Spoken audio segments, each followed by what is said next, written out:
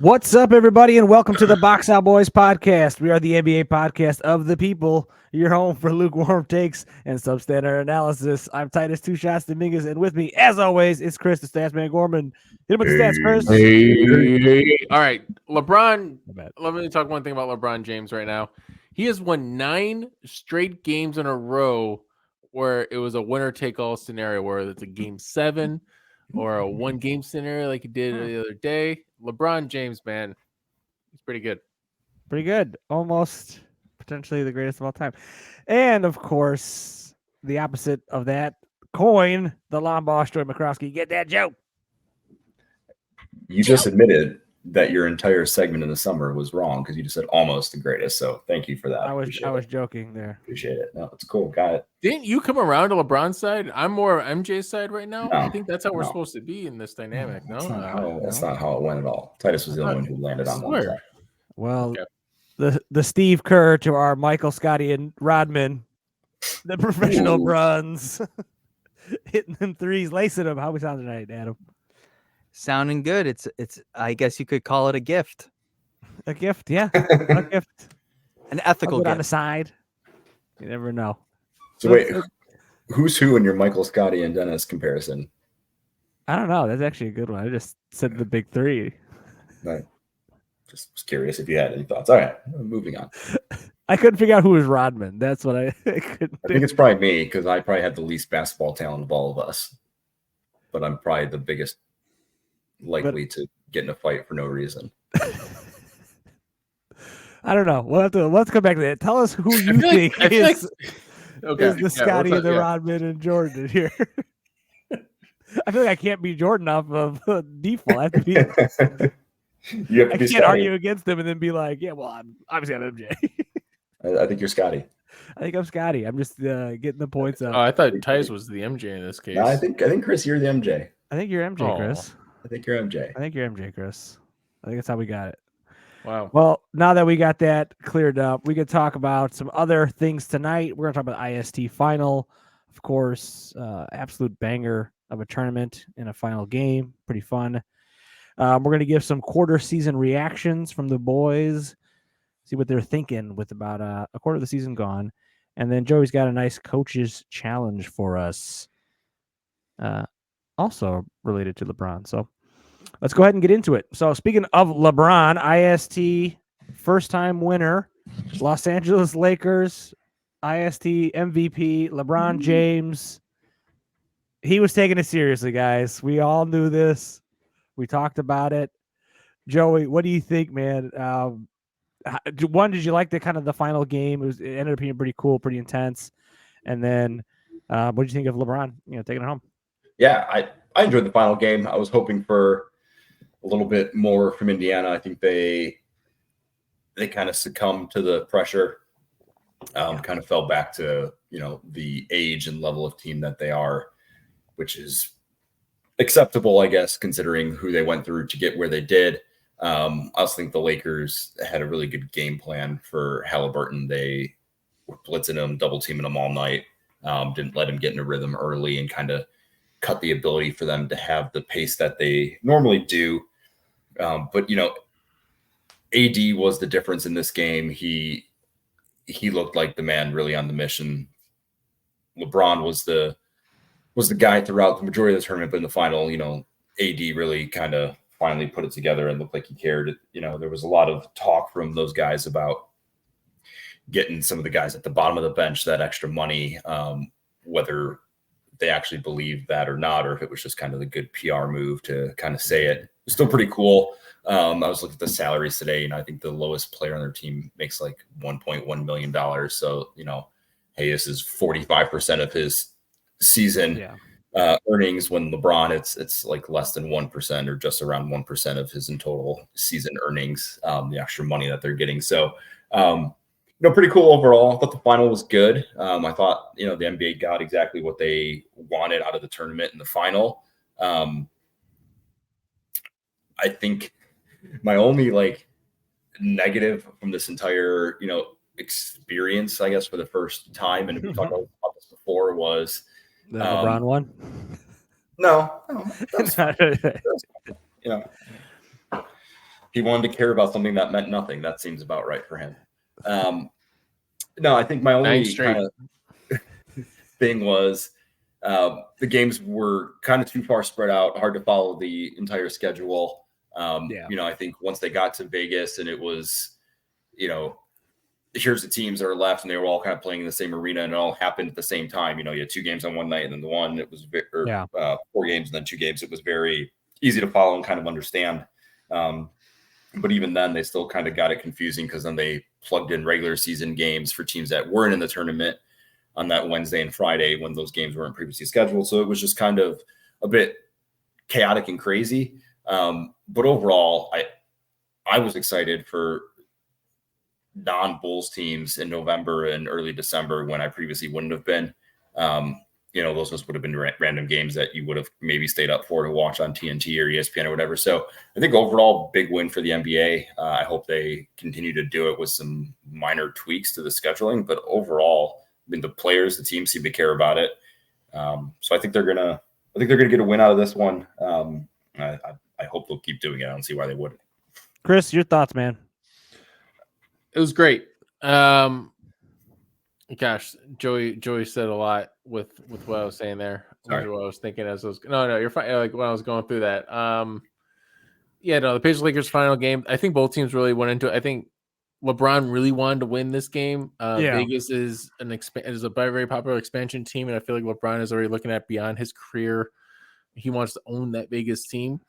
So I think him winning this game meant even a little bit more in terms of like, hey, I won in Vegas in my place. I'm going to own this team in. I loved how Halliburton and the Pacers kind of at least kept it competitive throughout, even though the score was 14 at the end and some garbage time, but it was still really competitive throughout. To Joey's point, Halliburton looked rattled into the point where like when AD or Cam Reddish, I think Cam Reddish guarded most of the game, but I saw LeBron on him a few times and try to put up shots. And with the awkward release, the funny thing with the Halliburton's release is like he justifies it because it goes in. It's fine, it goes in. Yeah. But when it doesn't go in, it looks so bad.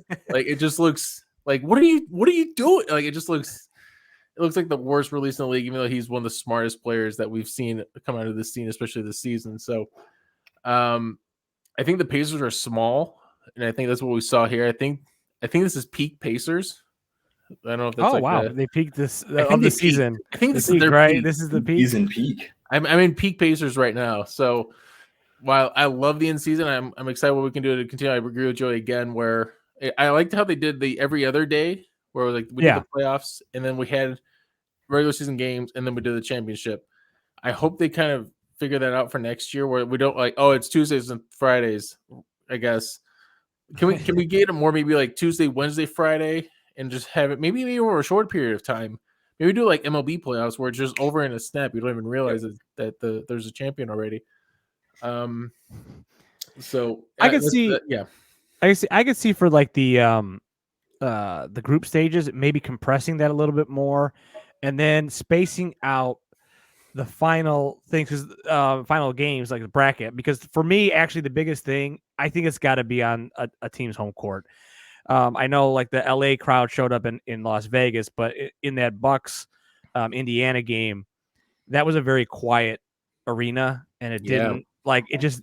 I don't know, for me, particularly with NBA basketball, there's just something about that home crowd going nuts, for a big game, playoff type game that I was missing for me personally. I guess it was there in the championship, but I like the Super Bowl atmosphere. I like the Super Bowl idea, or just do the championship at a neutral site, do the quarterfinals at like whoever the higher seed is to help with that. But if you want to do like a Super Bowl vibe, I think that could be kind of fun for the NBA to test out. Yeah, that could definitely be cool. But I think if they gave them like, even if they spaced it out where all right, we did the bracket and then we did the group play, then maybe give it a week or two after to schedule everything, and then that way fans could like schedule their flights or whatever, and then you could have a little bit more home cooking in those arenas. I think that'd be fun. Absolutely, home cooking. That was it for me there. All right, guys, we're about a quarter of the way through the season. There we go. And things are starting to round into shape, at least as far as who teams are and who's showing up for what. Halliburtons are popping off. Chris, what are your kind of overall reactions to the first quarter of the season, and then what do you think of what were surprising you? What were the things you the word I have for this season for me, the one word that comes to mind is validation. And it's validation for that Rudy Gobert trade that happened last summer, where when I saw it happen, I envisioned it to being what it is today, where I wanted D'Angelo Russell to be what Mike Conley is. The unsung hero on this team, obviously, is Mike Conley, who has just managed Brock Purdy, this team, into what they are right now in 17-4 at the quarter point of this season. It's a surprise. Sure. I had them at 51 wins. They might even go over that. So yeah, it's a surprise in that extent. I'm looking at over-unders right now. You both went under. Shame. Going into this season. So, but the Minnesota Timberwolves are the biggest surprise in quotes because it needed to happen. It was like, when you when we don't do a pod for a few weeks, I get like blue my vocal cords, not blue cords, blue cords, right? And I just need to speak. I just needed the Timberwolves to do something. They're finally doing it. I'm really excited for that. I want to point. You know what? Yeah, Joey. What else? That's what I have. A couple others, but let's all right. Let's kick it to you, Joey. What was your biggest surprise, or thing from this season yet? You guys are gonna shit on me for this, but my biggest surprise is LeBron should be the front runner for MVP. Okay. Whoa. All right. I have my top 5 for later, but let's hear this. Yeah. And I'm all in. He's 39, by the way, older than Utah's coach. Yeah, I think that I've always died on this hill when we've talked MVP. I think I've been pretty consistent in this, and that the way that MVP gets voted on isn't actually defining of most valuable player. I always think if you took that player off of a team, how good is that team? And with the way that Anthony Davis has been this season, with his inconsistent and kind of hit or miss, you take LeBron off of the Lakers, they don't win the in-season tournament probably. Yeah. And they're not anywhere near, the team that they are right now. And the fact that he's doing it at 39, that has to be taken into consideration. The things that he's doing, and his efficiency is sky high. He's putting up 30 a game. He looks more engaged this season than I can remember for maybe the past 2 or 3, probably since they won in the bubble. Yeah. Go ahead. Well, that was the kind of the thing I think they were talking about on the broadcast for the IST. They were saying that it seems like he feels like this team can win the final, and that's why he's so engaged. Yeah. You just feel that with him. He was just locked in. Even in, you said that Anthony Davis kind of, was the hammer in the championship, and I believe he was. But early in that game, LeBron came out guns blazing. You know what I mean? And I think he maybe ran out of gas there, and then also AD started to dominate. But yeah, are you seeing him just a different kind of LeBron? Yeah, it just, to me, it seems maybe thinking just to last year, not the pressure, because he was obviously going to get the scoring title. Yeah. But that was something that was weighing on him, that this is the last big hurdle I have to get over before that's it, right? There's no other records in my way. I am the holder and keeper of everything that is tenure wise in the NBA. And now he just looks like he's kind of out there for fun, and his efficiencies are up, his assists are he's near averaging a triple double. I feel every time that I look at a stat line or I look at a box score, it's 30 points, 8 assists, 5 rebounds. It's he's doing it all, right? And he's not just one dimensional right now. And I truly believe with the improvement that they've had year over year, right? They were barely relevant last year.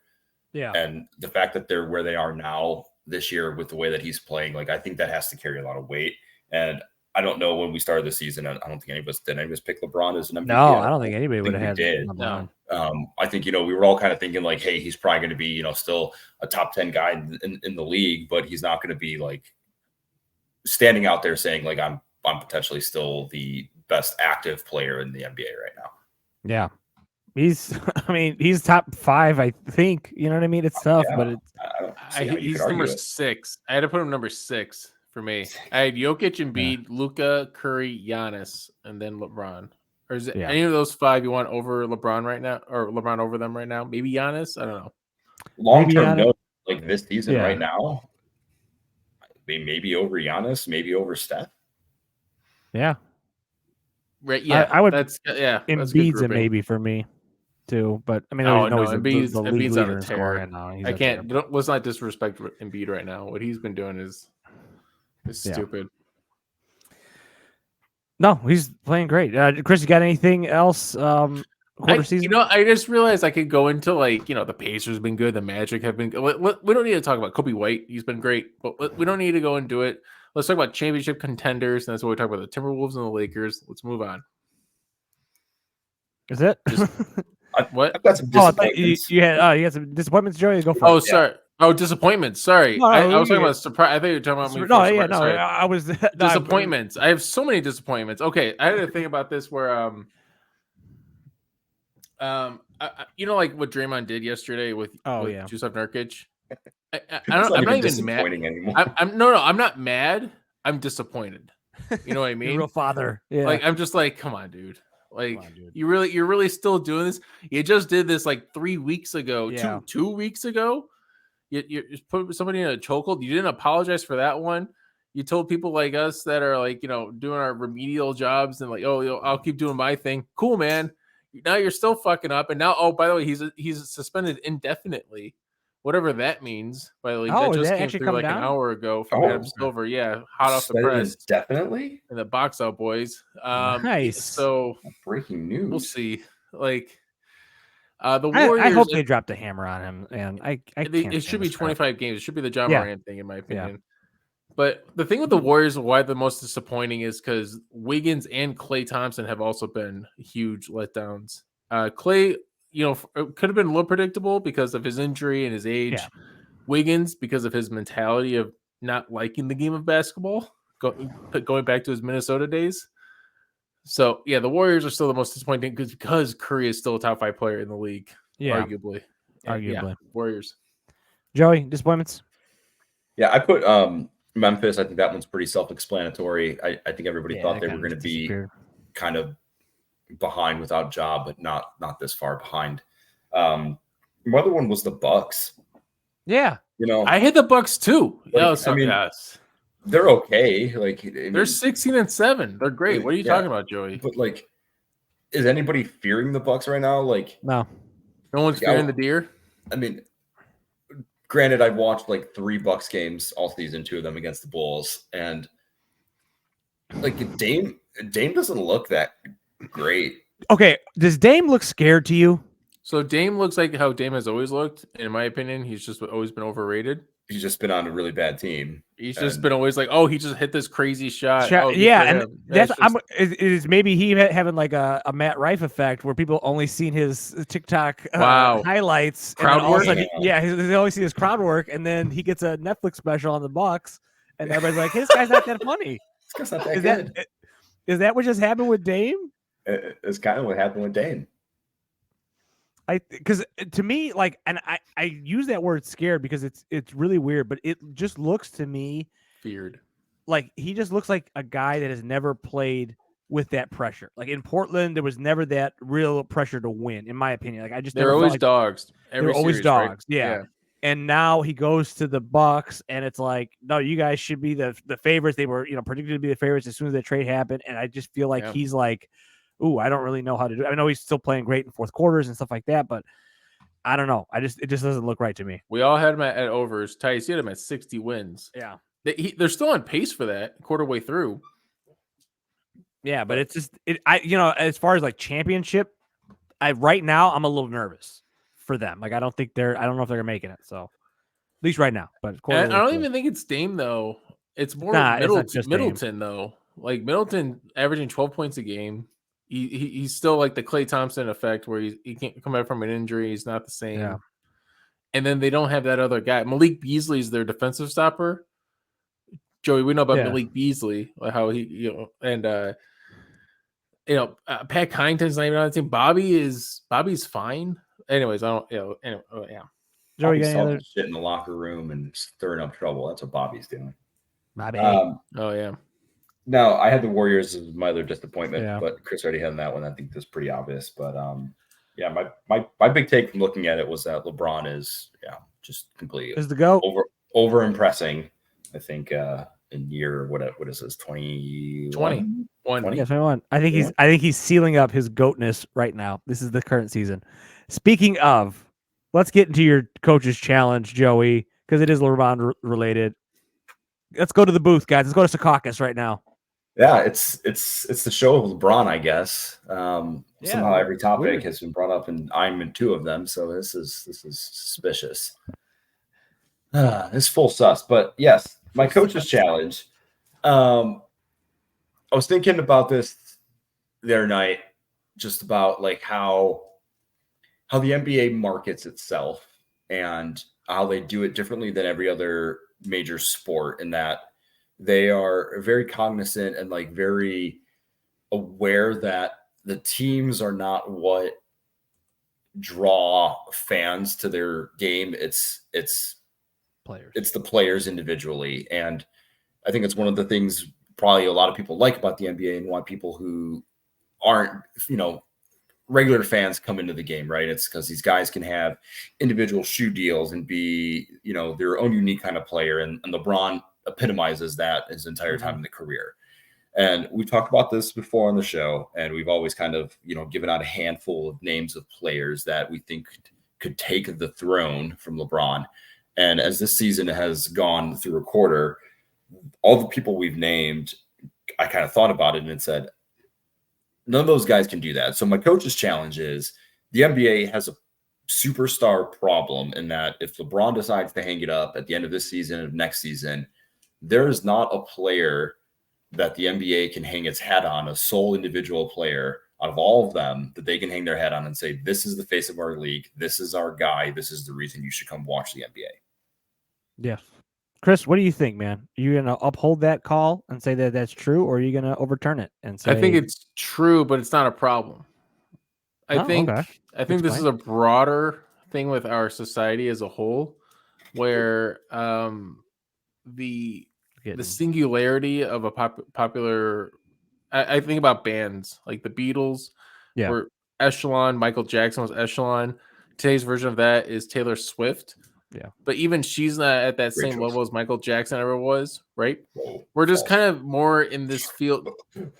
Don't give me that. Okay, come on, man. You can still go to NBA, NFL games, and they don't have to stop the game. Michael Jackson goes to like an NBA game or something, and the crowd goes. They got to call the police to hide all the kids. Well, sorry. Nice. The level of popularity is just not at where it was back then, and I think we're getting to more diverse culture where we can have like these sectioned off superstars. And I think with the league being more talented as ever was as is today, it kind of helps with this superstar problem not really being a problem. I think we're okay with handing this off to the Wembanyama's, to the Chet Holmgrens, to the Anthony Edwards, the Shea Gilgeous, of the generation. So Kevin Mobley's. The Kevin Mobley's. Kobe White's. I was thinking about the Evan Mobley thing. There's two problems with Evan Mobley. Evan?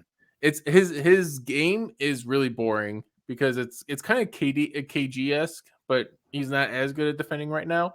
And in the name Evan Mobley is brutal. It is such a boring name. I think, and that's why you guys always make nobody fun remembers it. Who cares? Who cares? Your name is Evan Mobley. Like, this is a boring ass name. It's not like Carmelo Anthony or Dwayne, anyways. But yes, I agree with Joey that it is that there won't be a super dominant figure, but I don't think it's as much of a problem. Okay. I think I'm going to uphold this call. I think this is a problem for the league at some point when he decides to hang it up. I think for two reasons. One thing that kind of hit me. The biggest thing is that I think the league is becoming a little bit more, it's not as open to casual fans, I believe, because of the league is so diverse. Like, there's so many great teams and superstars. But I feel like when I talk to somebody that just like a sports watcher, not a basketball guy or whatever, they don't really know who's good. They're like, who's Jokic? And I have to explain, like, no, he's a 2-time MVP, won the finals last year. The greatest player. Okay. Yeah. I've never heard of him. And same thing like with a Giannis or Luka, these guys aren't the big celebrities that Michael and LeBron were. And I think the reason why the problem is that there's nobody in the conversation with LeBron. And now there's guys that are just as good. You know what I mean? I would say like Jokic, Giannis. Those guys are every bit the talent and athlete that LeBron is, but they are not on the career level that LeBron is. And I think you kind of had Jordan, who carried the 90s, right? And was the greatest of all time. And everybody, you tune in to watch the greatest of all time. You sort of had that bridge from him to LeBron with Kobe, and where, Kobe was the next Michael, and all that stuff. And, he won 5 championships, and is he actually the greatest? And then you had LeBron, and LeBron has had the career he's had, that now he's in the argument of the greatest of all time. And that's what these talking heads and talk shows do. And that's what, shows like us, is LeBron the greatest? We're going to do a whole thing on it over the summer. There's just nobody behind him that you're like, all right, he can compare to LeBron. Because even if you're like, Jokic is a great guy or great player, and this is all this stuff, nobody's going to go, yeah, Jokic is better than LeBron career-wise. No. And the other thing is, I just think LeBron has set the bar so high that it's going to be a while before anybody starts to enter that realm of him and Michael. And that's, I think, is a real concern for the league, because they need that to drive viewership and to drive sort of the talk and the narrative throughout the league. Otherwise, because people, even they hate LeBron, they show up to hate LeBron. You know what I mean? And I think that's the crux of the issue. There's nobody that's going to be in that realm for a long time.